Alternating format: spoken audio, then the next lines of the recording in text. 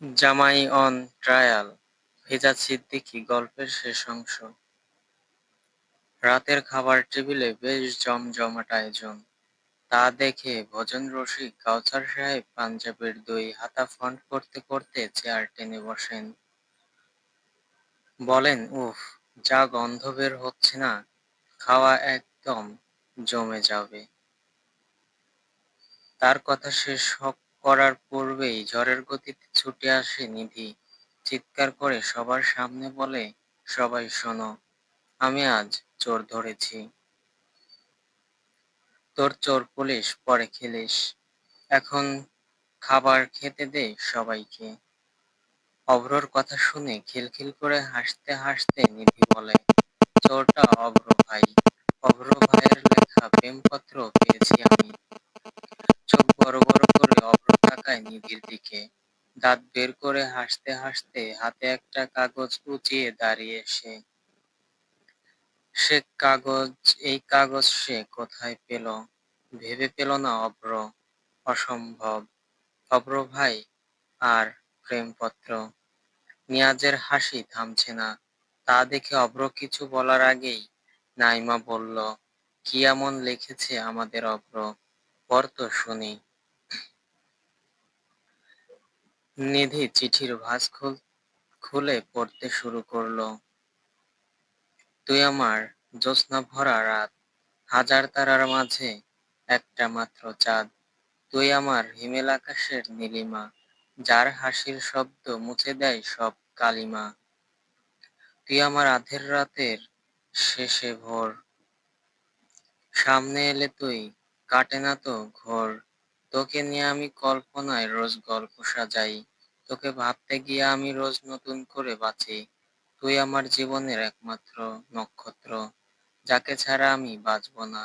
তুই আমার একমাত্র অবলম্বন, যার খিলখিল করা হাসিতে আমি মরতেও রাজি।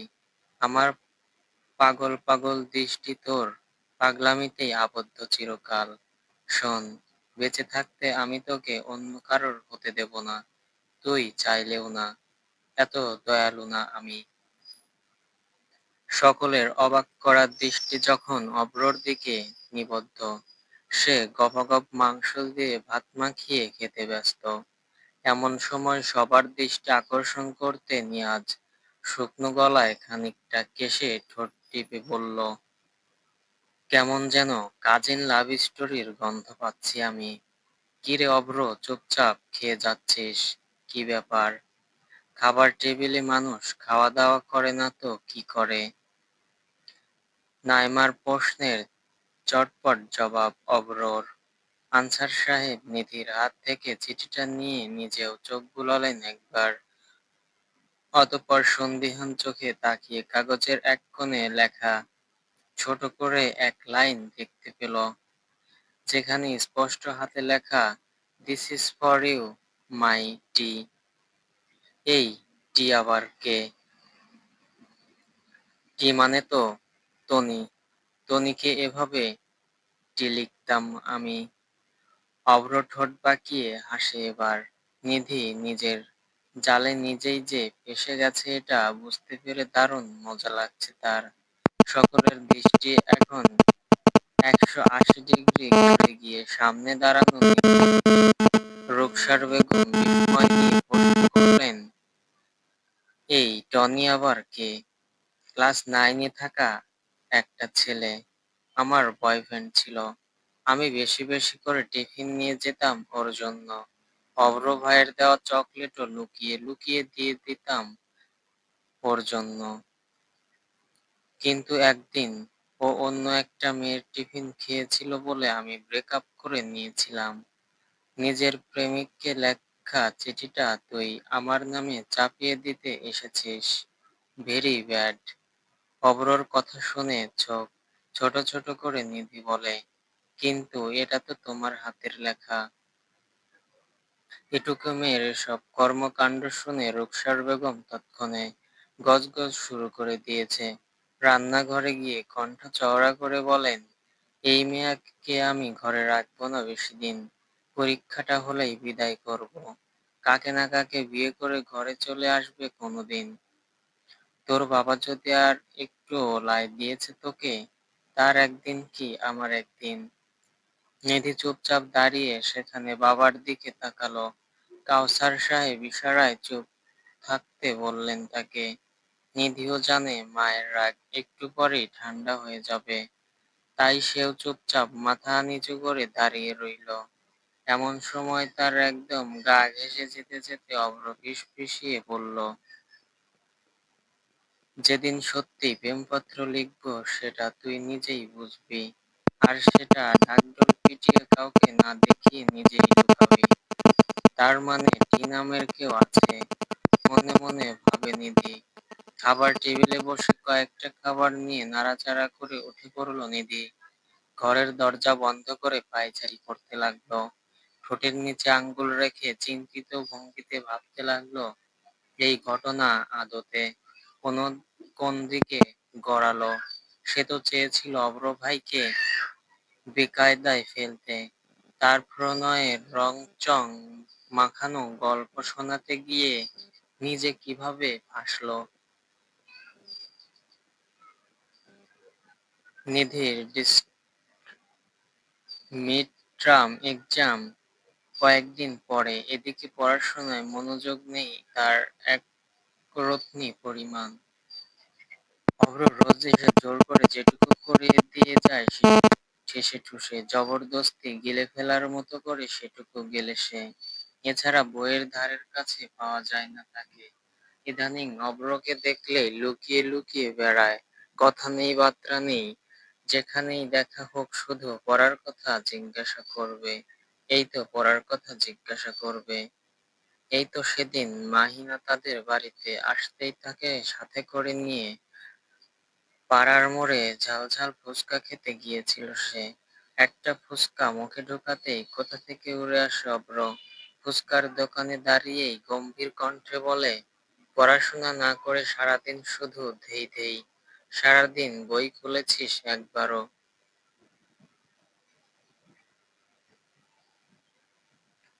নিধি রাগান্বিত দৃষ্টিতে অভ্রর দিকে তাকালে। দ্বিগুণ ক্ষেপে গিয়ে অভ্র বলে, তুই আমাকে চোখ রাঙাচ্ছিস? সন্ধ্যায় আসি আজ শুধু। অতঃপর কয়েক পা এগিয়ে গিয়ে আবার ফিরে আসে। পকেটে দুহাত ঢুকিয়ে সরাসরি শাহিনার দিকে তাকিয়ে বলে, যেগুলো শিখিয়েছ দ্বিতীয়বার যেন আর না হয়, নইলে ওর সাথে মেলামেশার আর প্রয়োজন নেই। অভ্রর চাপা রাগ কঠিন মুখশ্রী দেখে ভয়ে কোনো রকমে মুখের ফুসকাটা গিলে ফেলে তাকে কিছু বলবে, তার আগেই যে পথে ফিরে এসেছিল সেই পথে ফিরে গেল সে। শাহিনা কোমরে হাত দিয়ে ড্যাব ড্যাব করে দৃষ্টি মেলে তাকালো নিধির দিকে। অতঃপর রাগী কণ্ঠে বলল, তোর ক্রাশ এমন ক্ষেপে গেল কেন আমার উপর, যেন আমি তার সতীন হতে চাইছি। একটু ফুসকা মুখে পড়ে চোখ বড় বড় করে নিধি তাকায় শাহিনার দিকে।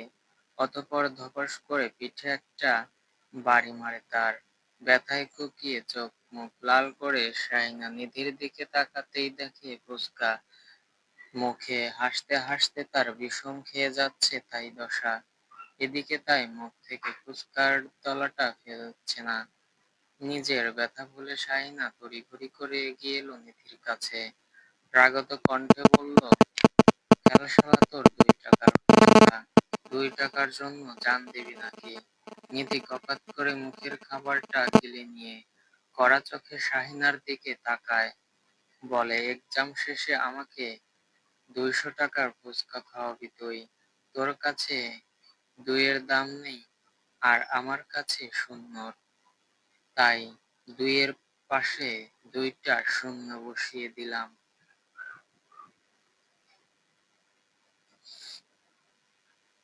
কথাটুকু শেষ করে বেশ বুদ্ধিমতী একটা ভাব নিয়ে ফুচকার টাকা পরিশোধ করতে গেলে ফুচকাওয়ালা বলে, তোমার টাকা দেওয়া আছে মিঠুনি বাবু।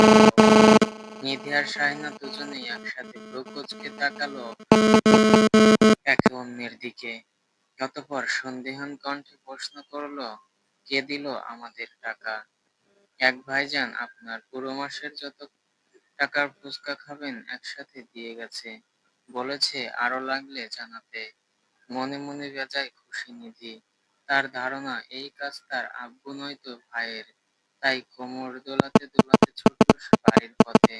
শাহিনা দৌড়াতে দৌড়াতে তার পিছু নিল, পাশাপাশি এসে হাঁটতে লাগলো। আচমকা নিধি বলল, ডার্ক রোমান্টিক গল্প কি? শাহিনা চোখ বড় বড় করে নিধির দিকে তাকিয়ে শুকনো ঢোক গেলে। আশেপাশে তাকিয়ে অভ্র আছে নাকি খেয়াল করে ভালোভাবে, অতঃপর ধীর কণ্ঠে বলে, এসব কে বলেছে তোকে? তুই? আমি? হুম। মিথ্যা বলবি না একদম। আমি এই কথা শুধু অভিকে বলেছি। আমিও তো সেখান থেকেই শুনেছি। তুই কিভাবে শুনলি আমাদের কথা? কেন লুকিয়ে লুকিয়ে? আর কি কি শুনেছিস? তুই অভি ভাইয়াকে বলেছিস তোমাকে আমি কয়েকটা ডার্ক রোমান্টিক বই গিফট করব, বিয়ের আগে সেগুলো না পড়লে তোমাকে বিয়ে করব না। আস্তাগফিরুল্লাহ। তুই কি এগুলো অভ্র ভাইকে বলেছিস? হুম। কিন্তু ভাইয়া আমার দিকে যেভাবে রাগ দিয়ে তাকিয়েছিল, বেশি কিছু বলতে পারিনি।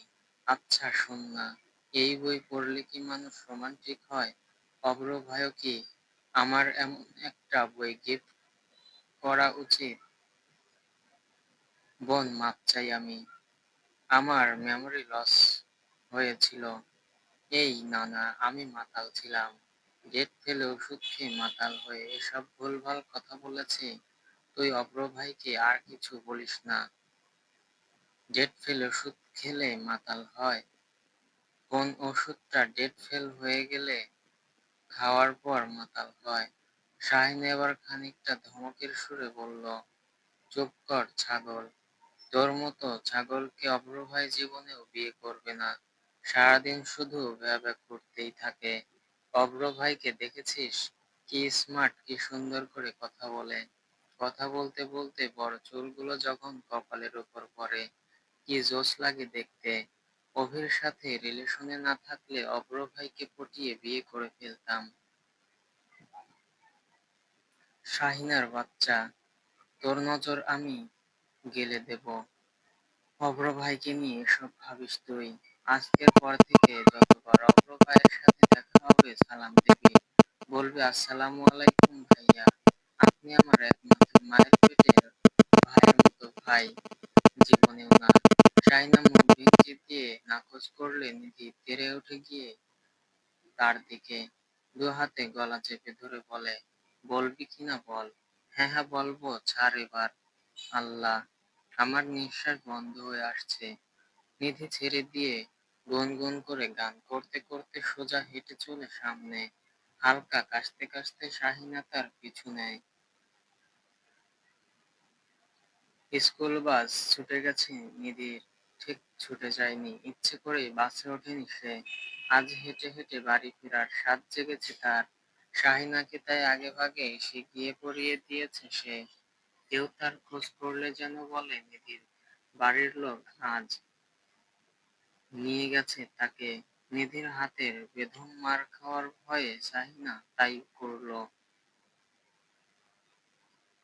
বাস তার আপন গতিতে শব্দ করে স্কুল চত্বর থেকে বেরিয়ে গেলে শিমুল গাছের মোটা গুড়ের আড়াল থেকে বেরিয়ে এলো নিধি। অতঃপর ফুটপাত ধরে হাঁটা ধরল নিজ গন্তব্যে। পিঠে ভারী ব্যাগ, শরীরে হাঁটু সমান চেকচেকে স্কার্ট আর সাদা শার্ট, লম্বা চুলগুলো বেণি করে দুই পাশে ঝোলানো। বেশ খানিকটা পথ যাওয়ার পর নিধি ক্লান্ত হয়ে পড়ল। ব্যাগটা ফুটপাতের উপর রেখে তার উপরে নিজেও বসল, গালে হাত রেখে। অতঃপর খানিকটা ধাতস্থ হয়ে আবারও হাঁটা ধরল। দুই হাতে বেণি দুলাতে দুলাতে এগিয়ে চলা নিধিকে দূর থেকেই চিনে ফেলে অভ্র। বাইক নিয়ে ফিরছিল সে রাস্তা দিয়ে। বাইকের পেছনে বসা তার কলেজ লাইফের বান্ধবী ইতি। ভাগ্যক্রমে তারা এখন এই কলেজে লেকচারার। অভ্র এই পথ দিয়ে ফিরছে শুনে ইতিও ফিরতে চায় একসাথে। অভ্র আর ফেলতে পারেনি তার কথা, তাই তো একসাথে ফিরছিল। কিন্তু পথিমধ্যে নিধি এই অবস্থায় দেখে মেজাজটা রীতিমতো খারাপ হয়ে যায় অব্রর। কোনোমতে নিজেকে শান্ত করার চেষ্টা করে বাইক নিয়ে থামালো একদম ফুটপাতের গা ঘেঁষে নিধির পাশে। একটা চলন্ত বাইক আচমকা পাশে এসে থামায়, খানিকটা ভয় পায় নিধি, চমকে ওঠে ইতিও, ঘাড় ঘুরিয়ে অব্র ভাইকে দেখতে পেয়ে খুশিতে আত্মহারা হয়ে একগাল হেসে নিধি বলে ওঠে, অব্র ভাই তুমি কোনো বখাটের দলবলকে আশা করছিলি নাকি? অব্রর কথাটা শেষ হওয়ার আগেই নিধির চোখ পড়ে তার পেছনে বসে থাকা নারীর দিকে। বুকের ভেতরটা কেমন করে যেন মোচড় দিয়ে উঠল তার। নিঃশ্বাস ভারী হয়ে চোখ ভিজে আসতে চাইল, মুখটা মলিন হয়ে পড়ল তৎক্ষণাৎ। সাথে সাথে মাথা নিচু করে মুখে শুধু বলল, আশা করিনি। ইতি সাথে সাথে মুখ খুলল, অবাক হওয়া কণ্ঠে বলল, অব্র এটা তোমার বোন না? অভ্র জবাব দিল না। এক দৃষ্টিতে তাকিয়ে আছে সে নিধির দিকে। সাথে সাথেই ইতি আবারও বলে উঠল, বেশ, এখনো সেই পিচ্চি রয়ে গেছে আগের মতো তোমার বোনটা। থাক বকা দিও না, বাচ্চা মানুষ। নিধি সাথে সাথে চোখ তুলে তাকালো অভ্রর দিকে। কোন শব্দটা পৃথিবীর সবচেয়ে জঘন্য একটা শব্দ বলে মনে হলো এই মুহূর্তে তার কাছে। সে বানিয়েছিল এই শব্দ। তার উপর ভীষণ রকম রাগ হলো তার। অভ্রকে চুপ থাকতে দেখে আবারও মাথা নামিয়ে নিল সে। ভেবেছিল অভ্র হয়তো কিছু বলবে, কিন্তু নিশ্চুপে মেয়েটার বলা বোন শব্দটা মেনে নিল সেও। ভীষণ রকম অভিমান হলো নিধির। অভিমানে ফুলে ফেঁপে উঠল বুক। হেঁটে কেন ইচ্ছে করছিল? তোর ইচ্ছে বড় নাকি সেফটি? তোর এই নাটকীয় ইচ্ছে পূরণ করতে প্রতি মাসে স্কুল বাসের জন্য এতগুলো করে টাকা দেয় মেজো আপু। নিধি স্ট্যাচুর মতো দাঁড়িয়ে রইল, না নড়লো, না তাকালো, না কোনো কথা বলল। অভ্রর রাগ তরতর করে বাড়তে লাগলো এবার। কণ্ঠ খানিকটা উঁচু করে এবার বলল, দিন দিন চরম বেয়াদব হচ্ছিস তুই। তোকে বোন হিসেবে পরিচয় দিতেও লজ্জা হচ্ছে আমার। কমন সেন্স তো কোনো কালেই ছিল না। ঠিক ভুলের বিচারটাও কি করতে ভুলে গেছিস? অপমানে শরীর রি রি করে উঠল নিধির। একটু একটু করে নিজের মুখটা আড়াল করে নিতে চাইল সে, করলো তাই। ঘুরতে ঘুরতে মুখ একদম ঘুরিয়ে ফেলল। অভ্র সেদিকে খেয়াল নেই। রাগ বোধ হয়ে নিজেকে শান্ত করতে সে শোনালো আরো কয়েকটা কথা। বলল, তোর চাকর মনে হয় আমাকে, সারাদিন তোর তোর পড়ানো, তোর খাওয়ানো, তোর স্কুল থেকে ফেরাও কি এখন আমাকে দেখতে হবে? না হলে এসব কাজকর্ম করে বসবি তুই? আমি একা একা চলে যেতে পারবো। হ্যাঁ, একাই যাবি, নয়তো কি ভেবেছিলি ইতিকে এখানে একা ছেড়ে দিয়ে তোকে নিয়ে ফিরবো আমি? ইম্পসিবল। যেভাবে একা একা স্কুল থেকে বেরিয়েছিস সেভাবে একাই বাড়ি ফিরবি। কথাটুকু শেষ করে নিধিকে সেভাবে রাস্তায় ফেলেই নিজের মতো রওনা দিল অভ্র। রাগে শরীর জ্বলছে তার। শরীরের অতিরিক্ত উত্তাপ স্পষ্ট টের পাচ্ছে। সাইড মিররে তাকালো সে। আগের মতো স্থির দাঁড়িয়ে নিধি। এটা দেখে রাগটা তার আরো মাথা চাড়া দিয়ে উঠল। বাইকের স্পিরিট বাড়িয়ে এগুলো গন্তব্যের পথে। তুমি তো নিধিকে স্কুল থেকে পিক করতে এসেছিলে অভ্র, তাহলে এভাবে বকাঝকা করলে কেন মেয়েটাকে? অভ্র স্পষ্ট একটা দীর্ঘশ্বাস ফেলল। সত্যিই তো, এই রাস্তায় সে এসেছিল শুধুমাত্র নিধির জন্য।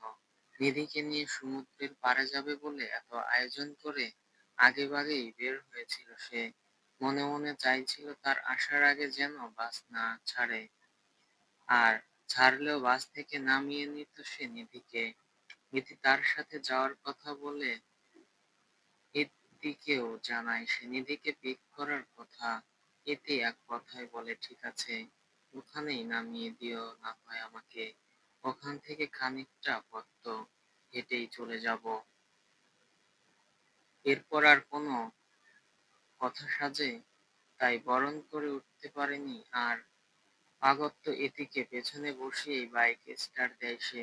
কিন্তু নিধির এমন অবিবেচকের মতো কাজ দেখে রাগের পারদ শিউরে চড়ে গিয়েছিল তার। বাস ছেড়ে একটা রাস্তা, এই ভারী ব্যাগ পিঠে বয়ে নিয়ে হেঁটে হেঁটে বাড়ি ফিরবি সে। এ কেমন পাগলামি! এই পাগলামিতে কি তবে মত দিত সে? ঠিক করেছে নাকি ভুল অভ্র জানে না, তবে যেটুকু করেছে রাগের মাথায় করেছে। আর এই মুহূর্তে এসে সেই অনুধাবন তাকে আরো বেশি অনুতাপে পোড়াচ্ছে। গতিশীল বাইকটা চোখের আড়ালে হতেই ফুটপাতের মাঝে হাঁটু মুড়ে বসে পড়ে নিধি। সাদা ধবধবে হাঁটু অব্দি মোজাটা তার রাস্তায় ধুলোবালিতে লেপ্টে। কাঁধের ব্যাগটা পড়ে আছে পাশে অবহেলায়। দুই হাত চেপে মুখ আড়াল করার বৃথা চেষ্টা করে ডুক রেখে দিয়ে উঠল সে। কি ভেবেছিস অভ্র তার পেছনে বসে থাকা অতিপ্রিয় রমণীকে বলবে নিধি তার বোন না? তাকে যেন বোন শব্দে আর না ডাকে। নিজের ভাবনায় নিজেরই হাসি পেল নিধির। অভ্রর মতো স্মার্ট, এডুকেটেড, ইন্টেলিজেন্ট ছেলে তার মতো ফাঁকিবাজ অগোছালো মেয়েকে বোন বলতেই লজ্জা পায়। আর সেখানে সে কিনা আকাশকুসুম চিন্তা করে বসেছিল নিজের ওপর হাসবে নাকি নিজের ভাবনার ওপর। বুঝে গেল না। পরক্ষণেই মনে পড়ল বাইরের একজন মানুষের সামনে অভ্র তাকে যাচ্ছে তাই বলে কথা শুনিয়েছে আজ। বেদনায় দগ্ধ হৃদয়টা আরো রক্তাক্ত হলো। বুকটা যন্ত্রণায় হিমশিমিয়ে উঠল। মনে মনে বলল আমাকে তো কখনো তোমার বাইকের পেছনে ওঠাওনি অভ্র ভাই। যতবার জেদ করেছি বলেছ এই জায়গাটা তোমার জীবনের স্পেশাল একজনের জন্য। এই বুঝি সেই জন। সো ফ্রেন্ডস, গল্পটি কেমন লাগলো অবশ্যই কমেন্ট করে জানিয়ে দিবেন এবং চ্যানেলটি সাবস্ক্রাইব করে পাশে থাকবেন। ভুল ত্রুটি হলে ক্ষমার দৃষ্টিতে দেখবেন। ধন্যবাদ সবাইকে।